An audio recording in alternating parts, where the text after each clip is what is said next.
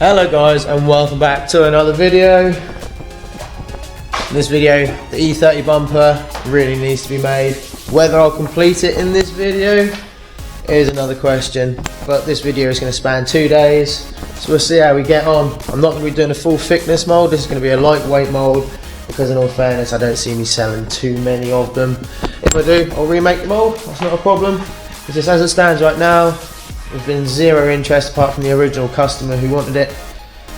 So yeah, so this has got to get cracked on today. And the E46 Saloon CSL boot lid, hopefully I will have this completely smooth by the end of the day. So I'm going to crack on and I'll get back to you guys as soon as I've completed something to show you. Peace. And that's the first layer of gel coat down on the BMW E30 rear bumper mould. I'll get the next one on in about an hour or so, but I'm now going to focus my attentions on the boot lid. I'll get another skim of filler on the top, and while that's going off I'm going to get all this filled as well and try and make it look pretty. Yeah, let's get into it. Right, so a good few hours have passed. I haven't done any filming because it has been raining and you can't hear nothing in here while it's raining, so I haven't bothered doing updates. I've just been cracking on. So let me show you how far we've got. So the boot lid now is looking very close to finished. The top side, as you can see, I've just done the odd touch up here and there, just like little low spots and whatnot and pinholes. And this underside is also looking very tidy now. This still needs a rub down. As you can tell, it still needs a rub down, but that skin went on very smooth, so I'm very happy about that. This will need a little bit more work because this line here where the spoiler curves down to meet the boot, it's a little bit jiggly jaggly, so just need to sort that out. But this boot is very close to finished, and the E30 bumper has now had its second layer of gel and all the choppies thrown on it. The reason I haven't done anything in this area of the workshop is because, as some of you who have watched my videos before know, I have water, when it rains, I have water leak along this joint in the kingspan, which unfortunately lands right on here, hence why I've got rags here trying to catch the water and stop it from splashing onto the work while I'm trying to sand. And obviously with the water being right here, I don't want to risk handling fiberglass and catch a drip at all, or just be stood here in general getting dripped on. But the rain has now stopped, and yeah, I'm going to try and get some more work done before it starts raining inside the unit again. That is the first layer of glass down on the E30 rear bumper mould. Now, unfortunately, I am having the worst time with this, and not because of the part, not because of any angles, it's the resin. I've opened up a fresh keg of resin and it is so viscous, I mean it's ridiculous. I'll show you on the other side where it's bare, but I'm getting pooling at the bottom, I'm getting resin running out of it. I mean, I'm literally getting puddles of it forming all the way. It's literally dripping off the underside of here, which is not right, and in turn I'm now getting all this. The resin is literally running out of it, and well, you can see, look, I'm getting pools in the bottom of the radius here. This is all just pinging up, and there's no point in me trying to constantly chase this. It's just going to keep doing it. If anything, it's already too far gone to start prattling around with it. I mean, I'll try soaking up this because it'll need to, otherwise I'm going to get some horrible distortion in there. But this is just ridiculous. The resin is so watery, it is just running, just creating puddles everywhere, running out of radiuses. I mean, it's just starting to look dry. all over. This should look all nice and wet. That's looking dry on the surface, and this hasn't gone off yet. It's just so I have emailed my supplier and I've explained to him what is going on.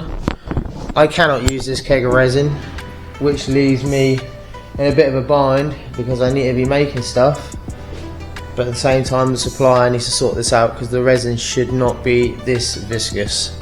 I've used the same resin from the same supplier. It is Arapol resin from Resin Solutions, and it has always been spot on, nice and thick, exactly how resin should be. This stuff, you pour it out and it's like a defrosted slushy. It's unreal. It's so blue, so watery, and well, what can I say? It is causing an absolute menace to the work. Now I know a lot of dickheads out there are going to go, oh, you're just a shit laminate, you know, don't know what you're doing. I do know what I'm doing, trust me, I do know what I'm doing. I wouldn't be this far into it if I didn't know what I was doing. This is just one of those shitters you have to deal with sometimes. Now this has really pissed me off, don't get me wrong. I am extremely pissed off with this because when I walked away from it half hour ago, 20 minutes ago, it was spotless. And I've now come back to it to film, and yep. Angry, devastated. The thought of more hours having to go into something when I simply can't afford the hours. Yeah, that's a great way to the end today because it is now 10:10 in the evening. I can literally hear the resin still just dripping off this, which is just unreal. Unreal. I'm so glad I put the boards down beforehand. Always protect your floors when you're working with resin because you don't want to walk in it, you don't want it going off on your floor. It's just put boards down and make sure your resin's nice and thick and that your fiberglass isn't wet and that, you know, your gel coat hasn't crystallized. Make sure your materials are good. I thought, you know what, I can make this resin work, but nah. I mean, if I had some microdol powder, it's like baby powder, I could maybe thicken it up, but I don't have any and it shouldn't be down to me. I paid for a product which, you know, I simply haven't got. This is down to Resin Solutions, it's not down to my supplier. My supplier is a third party supplier. So I'm hoping you can help me out. So, yeah, not a great way to end the day. Oh, that's pissed me off so much. If you enjoyed, subscribe. If you want to see how this comes out, make sure you subscribe. And hello guys, and welcome back. Unfortunately, it's not a great video, to be fair. If some of you saw my post early, you see what I laid up yesterday didn't exactly go very well, and that was down to me using resin that was far too liquidy. So let me just show you the extent. Everything, this is all meant to be nice and dark like this. Just gotta get it with that reflection. There you go, see how it's all nice and dark? And then you got this over here, it's all full of air all along the top here. It's all over. Now I knew I shouldn't have used this resin. I'm absolutely kicking myself for this. So that's a bit dark over here. Let's go over the other side. But it's all over. It is absolutely all over.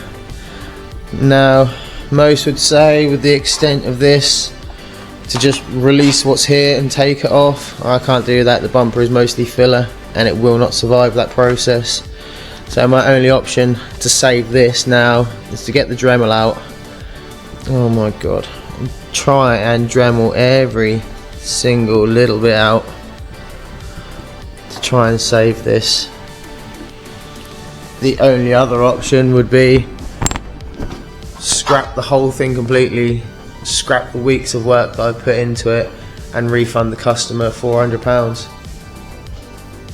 You know, what do?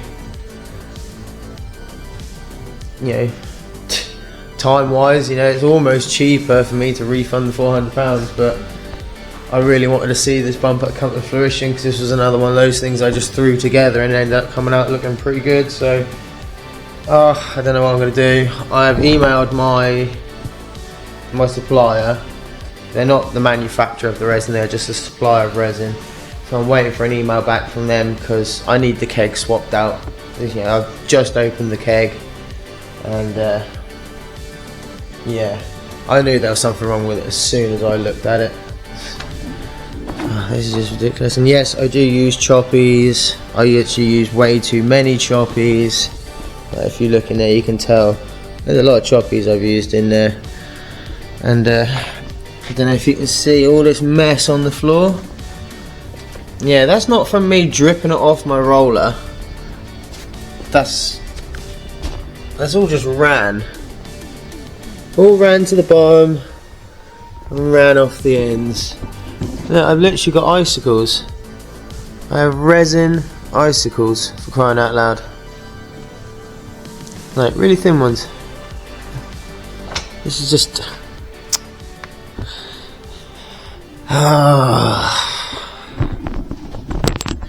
absolutely marvellous. So, until I hear back from my supplier, I'm not going to touch that. I'm not even going to look at that, because that's just making me depressed. So I'm now going to turn my attentions on to Ben Parry's boot lid. Get this top side, this final smoothing. As you can see, I've literally just had to touch up like pinholes in that. Yeah, this is smooth, and this is very nearly smooth. This hasn't actually been rubbed down yet. Let me see if I can find a date, but it's unimproved here. This is just happened to skim really cleanly all the way across. Now I'm liking how this is looking, the CSL style. I never thought to do this before on my other saloon boot lids. This will now be the third E46 Saloon boot lid I have available, and I haven't owned a saloon for about a year now. So originally all my 4-door stuff was because I owned a 4-door. Everything that's for a 4-door I made for myself and then just made public. So, but not anymore. Everything is projects for other people and whatnot, which I do enjoy doing. I do like projects. So yeah, I'm going to try and take my mind off that crap by doing this. Oh, that's really throwing me first thing in the morning, you know, guys. But got to carry on and keep an eye on my emails, because I can't even make any parts until I know what's going on with my resin. So I mean, I could gel all this stuff up ready to be laid up, but if the resin's going to take a few days to, you know, be replaced or whatever, because I don't know how much of this bad resin the supplier has got. His whole storeroom might be full of this crap and he might need to get some in, so I can't risk leaving the gel coat sitting in the moulds for more than 24 hours. I just can't risk it. So I'm just going to do what I can, which is going to be boot lid and probably have a good tidy up. Matty Dura's kit is in the background there. Got some bits and bobs I can do with that, and yeah, start organising what to do next. Sorry I'm babbling, guys.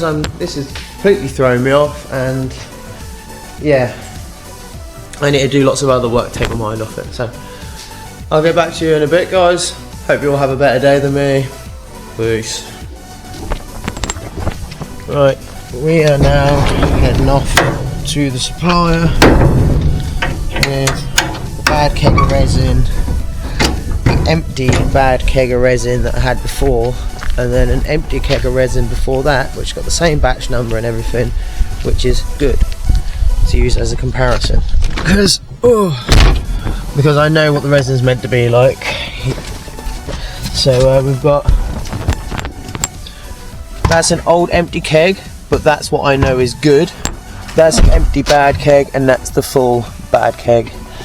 So yeah, we're gonna go for a drive into the city and see if I can find a good keg in amongst all of his in his shed and bring one home, because I cannot use this resin. It is diabolical. So yeah, we will see you in a bit. Peace. Right, so we are now back from the city. I have my fresh keg of resin. We have already popped the top off just to make sure it is correct. The supplier has agreed that yes, the resin was not correct and not up to standard, so I got a replacement. I've still got to fix the bumper mould though. I've still got to do something about this. So yeah, I'm gonna put the camera down. I'm gonna have a break, have a coffee because it's a long drive, and I'm probably gonna do some of this just to try and clear my head and make a fresh start on the bumper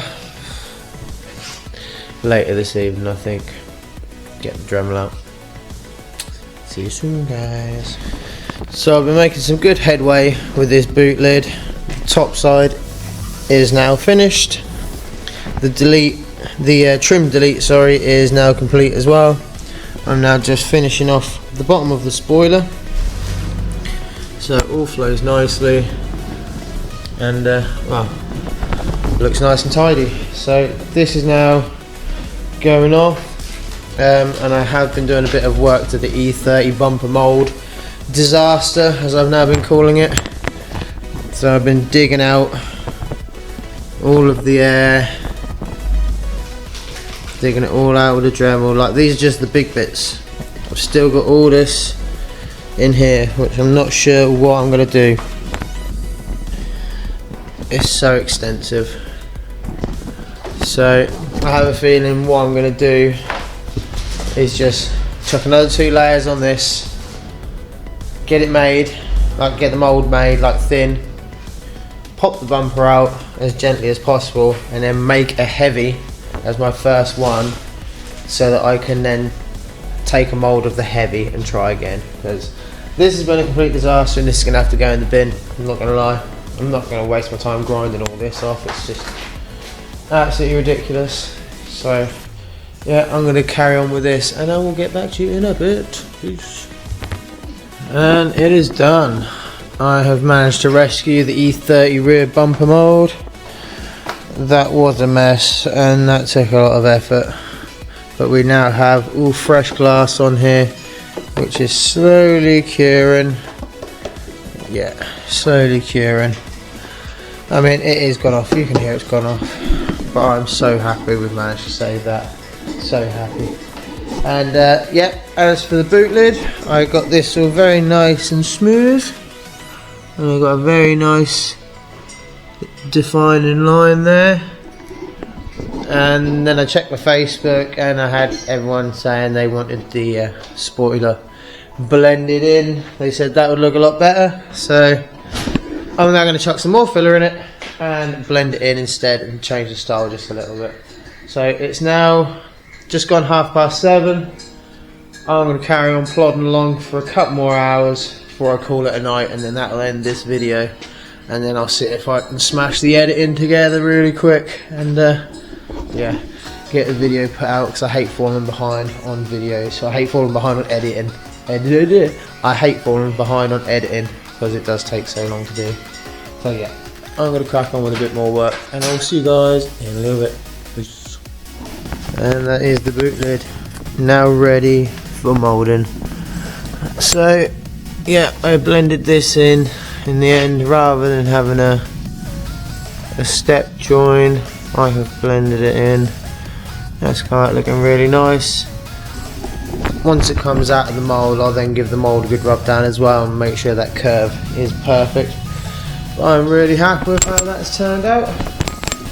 That'll get a final wet and dry rub down tomorrow, and yeah, I'll get it braced up somewhere so it doesn't fall over, and then yeah, start waxing it and get that moulded.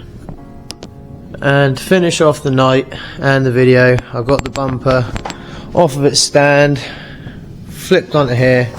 I've removed the temporary flange that was here.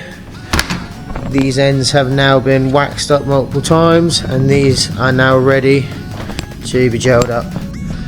And I'll smash that out really quick tomorrow, and yeah, once it's cured, get it trimmed and popped out and show you guys. But that is going to do it for this video, guys. I hope you enjoyed. It's a shame we had a bit of a disaster and it's held me up for quite a bit, but hopefully someone can learn from my mistakes. Don't use resin that is too viscous. It just doesn't work, it runs out. So I will see you in the next one, guys. Thanks a lot. Stay safe, love you all. Peace.